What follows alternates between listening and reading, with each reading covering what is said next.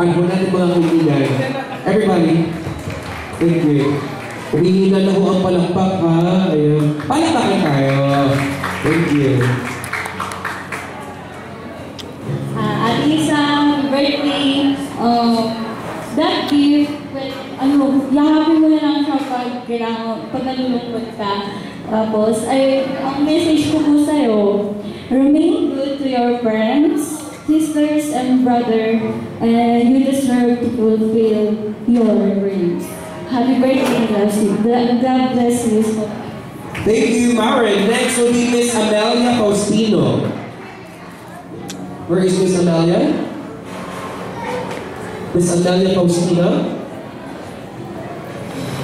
Ayun pa si Tita Amelia? Skip mo na po na si Tita Amelia, tatawagin ko po ulit. Please welcome next will be Miss Wendy Lynette Feliciano. Palakpakan po natin mga kaibigan. Palakpakan po kay Miss Wendy Lynette. Ayan, thank you. Maniniwala ko ba kayo sasabihin ko isa ko sa pinakamahirap sa pag-attend ng party ay mag-iisip ng regalo. Kung ano bibigay natin?